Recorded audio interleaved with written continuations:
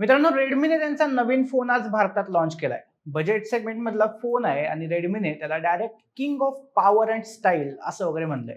Budget segment म्हणलं तर 10 ते 12 हजारांची रेंज आपण पकडून चालतो. यापूर्वी ही रेंज 7 ते 8 हजार होती, पण आता स्मार्टफोनच्या किमती वाढत असल्यामुळं 10च्या वर आणि 13 हजारांच्या आतच बजेट फोन येत आहेत. रेडमीने आज लॉन्च केलेला A7 Pro या फोनच्या नावात जरी प्रो असलं तर त्यात फीचर्स वगैरे बजेट सेगमेंटचेच आहेत. कोणतं फीचर जास्त चांगलं आहे, बॅटरी परफॉर्मन्स कसा आहे आणि सगळ्यात महत्त्वाचं म्हणजे हा फोन व्हॅल्यू फॉर मनी आहे का? हे सगळं आपण आजच्या व्हिडिओमध्ये पाहणार आहोत. व्हिडिओ शेवटपर्यंत नक्की बघा, कारण या बजेटमधले रेडमी सोडून आणखी चांगले ऑप्शन्स हे आपण शेवटी बघणार आहे. आणि व्हिडिओला सुरुवात करण्यापूर्वी तुम्ही जर नवीन असाल तर चॅनलला सबस्क्राईब करून घ्या. मी सुदेश आणि तुम्ही पाहताय टेक भारी. सगळ्यात आधी ते बघूया की किंमत किती आहे. दोन व्हेरियंट कंपनीने लॉन्च केलेत. 4 GB रॅम आणि 64 GB स्टोरेज व्हेरियंटची किंमत 11,500 रुपये. तर 4 GB रॅम आणि 128 GB स्टोरेज व्हेरियंटची किंमत 12,500 रुपये. एवढे दोनच व्हेरियंट आहेत. व्हर्च्युअल रॅम मिळते, म्हणजे स्टोरेज मधला काही भाग वापरून तुम्ही रॅम 8 GB पर्यंत वाढवता येते, पण शेवटी ती व्हर्च्युअल रॅमच. डिझाईन बघूया कसं आहे. 4 कलर ऑप्शन्स मिळतात: ब्लॅक, ब्लू, ग्रीन आणि ऑरेंज. ऑरेंज कलरच्या व्हेरियंटवर मागच्या बाजूला एक वेव्ही पॅटर्न आहे, चांगला दिसतो. बाकी कलर ऑप्शन्स मात्र साधेच आहेत. कॅमेरा मॉड्यूल रेडमीच्या A5 सारखं पिल शेप मध्ये आहे, ते पण चांगलं दिसतं. बॅक पॅनल प्लास्टिकचा आहे, पण पुरेसं मजबूत असल्याचा दावा कंपनीने केलाय. फोनचा बिल्ड ही प्लास्टिकच आहे. डिस्प्लेचं म्हणाल तर 6.9 इंचचा मोठा डिस्प्ले मिळतो आणि अर्थातच AMOLED नाहीये. IPS LCD पॅनल दिलाय. रिफ्रेश रेट मात्र 120 हर्ट्झचा आहे, जे या बजेटमध्ये चांगली गोष्ट आहे. एक गोष्ट मात्र मला अजिबात आवडलेली नाही, ती म्हणजे वॉटर ड्रॉप नॉच. फ्रंट कॅमेऱ्याला असलेला नॉच आणि खाली मोठी चिन यामुळे फोन एकदमच जुना वाटतो. बाकी डिस्प्लेचं रिझोल्युशन HD+ आहे, FHD नाहीये.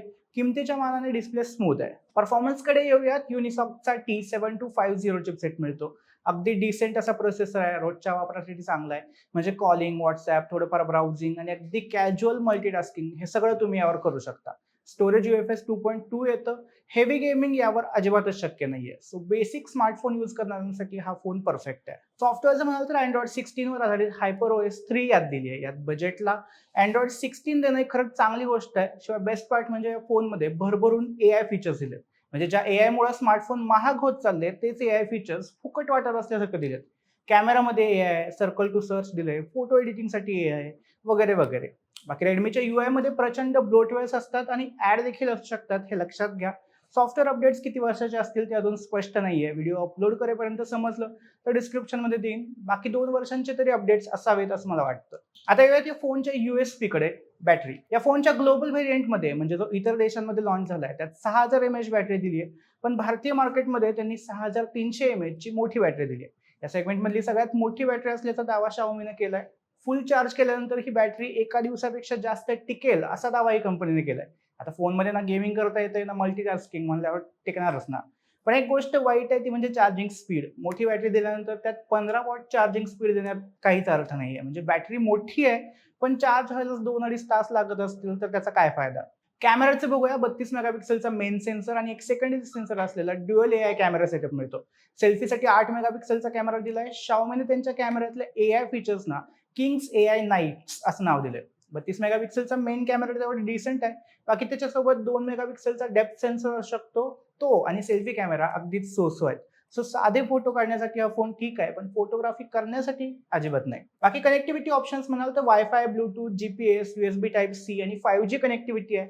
विशेष म्हणजे यात NFC असल्याचंही कंपनीने सांगितलंय. या प्राइस पॉइंटला NFC देणं मोठी गोष्ट आहे. फिंगरप्रिंट सेन्सर साईडला आहे आणि आणखीन एक मोठी गोष्ट म्हणजे 3.5 mm हेडफोन जॅक हे दिलाय. सो तुम्ही वायर्ड हेडफोन आरामात वापरू शकता. आता मूळ मुद्दा की फीचर्स बघता किंमत वर्थ इट आहे का? खरं तर हा फोन त्या लोकांसाठी आहे जे फोनचा वापर फक्त थोडंफार WhatsApp, YouTube आणि कॉलिंग एवढ्यासाठीच करतात.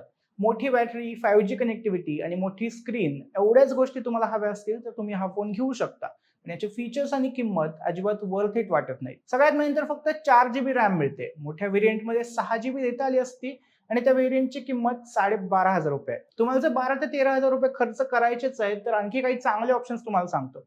पहिलं तर रेडमीचाच Note 14 SE 14 मध्ये मिळतोय. AMOLED डिस्प्ले येतोय आणि कॅमेराही 50 मेगापिक्सेलचा येतो. चांगला प्रोसेसर पाहिजे असेल तर 11,000चा Poco M7 Plus हा फोन तुम्ही घेऊ शकता.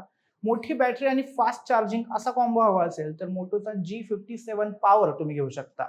यात 7000 mAh बॅटरी आणि 45 वॉटचं फास्ट चार्जिंग येतं. एकूणच रेडमीच्या आज आलेल्या फोनपेक्षा कितीतरी चांगले ऑप्शन्स मार्केटमध्ये अवेलेबल आहेत. बाकी Redmi A7 Pro हा फोन तुम्हाला कसा वाटला हे मला कमेंटमध्ये नक्की सांगा आणि टेक बारीच्या YouTube चॅनलला सबस्क्राईब करायला विसरू नका.